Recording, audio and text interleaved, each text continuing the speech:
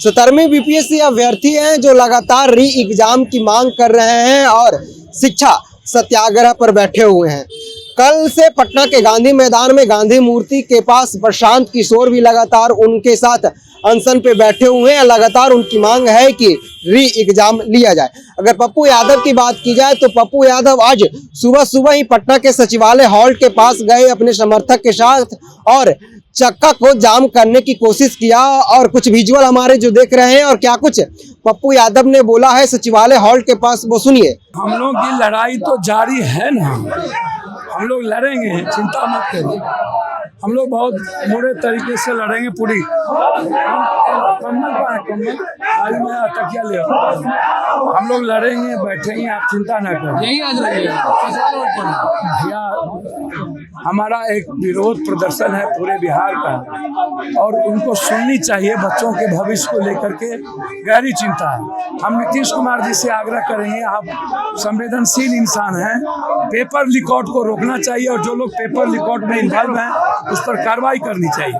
और ये बीपीएससी का जो री एग्जामिनेशन का बच्चों का मांग है उस बच्चों को सुननी चाहिए और इसकी इंक्वायरी होनी चाहिए और 4 लाख बच्चों के एग्जामिनेशन को सुनना चाहिए। मैं यही कहूँगा, मैं उससे ज्यादा नहीं कहूँगा। इधर आप बच्चे सर नटवर लाल के बकाए का कौन सर किस दलाल की बात करते हैं? देश का वो सबसे बड़ा रैकेटर है सर, रैकेट चलाता है, दलाली करता है। वो बीजेपी के पैसे लेकर के दलाली करता है। 6 बजे कोई भूख हड़ताल होता है, आप 6 बजे भर दिन पेट भर खा करके है, आपको पता है कि वहाँ उठा देगा, झूठो बैठ के नाटक करने। गर्दनी बाग में क्यों नहीं बैठते हैं? पेट में दर्द होती है। वो तो बोले कि आप उनके पास गए थे उसको कहिए ना बच्चे की यहाँ माथा पर हाथ रखे। 6 साल पहले वो मेरे लोकसभा आया था, 7 बार एमपी जब हम बन गए तब वो पैदा हुआ, तब ढोरी के गांव में उसको 7 बार एमपी बन गए, तब 7 बार एमपी बन गए तब वो पैदा हुआ, समझे? और वो हमको तो समझ में नहीं आता। इसीलिए ये बकवास, ये आंदोलन को भटका देना, दलाली करना, वो पदाधिकारी से और सरकार से, बीजेपी से वो मिले हुए हैं और इस बीपीएससी आंदोलन को भटकाने और खत्म करने में उस दलाल का सबसे बड़ा हाथ। पुलिस ने कहा कि अगर आप ट्रेन रोकेंगे तो कार्रवाई होगी, एफआईआर। निश्चित रूप से भैया उनका काम है, वो तो करेंगे ना, कानून का काम तो करेंगे ना। हम क्या बोलेंगे पुलिस को कानून का काम मत कीजिए। किसान आंदोलन इतना लंबा चला कि नहीं, जाट आंदोलन चला कि नहीं, मीना आंदोलन चला कि नहीं, दलित आंदोलन चला कि नहीं, मंडल कमीशन चला कि नहीं, कमंडल की आंदोलन चला कि नहीं। तो वो अपना काम करेंगे, हम उनको कोऑपरेट कर रहे हैं, हमको वो भी कोऑपरेट करते हैं। देखिए इन लोगों के बच्चे का भी सवाल है, भविष्य का सवाल है, आप इसको समझिए। हम सबके बच्चों के भविष्य की बात कर रहे हैं। इसमें ना कोई जात पात है, ना धर्म है, ना 2 मिनट है, ना नाटक है। हम सदन में भी ये मामला उठाए, हम ये मामला कलेक्टर चलाए तब भी उठाए, यूपीएससी में हम बम गोली भी खाए, शिक्षक की लड़ाई भी 91-92 में लड़े।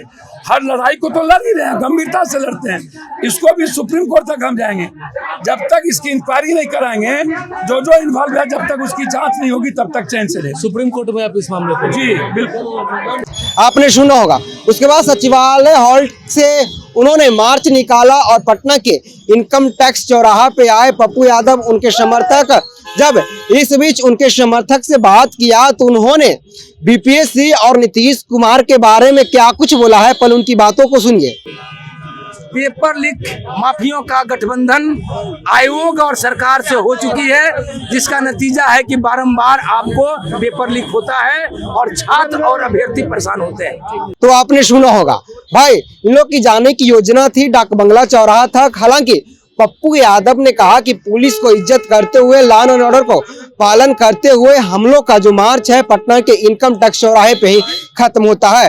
पहला वीडियो में आपने देखा होगा किस तरह से सचिवालय के पास चक्का जाम किया गया और दूसरे वीडियो में आपने देखा होगा कि किस तरह से पटना के इनकम टैक्स चौराहे पर उन्होंने बड़ी समर्थक के साथ मार्च निकाला था। अब देखने वाली बात है कि क्या जो बीपीएससी है वो युवाओं की, जो अभ्यर्थी हैं, जो नेतागण है, उनकी बात सुनती है या अपनी बात पे अटल रहती है। बहरहाल इस खबर में इतना ही। धन्यवाद।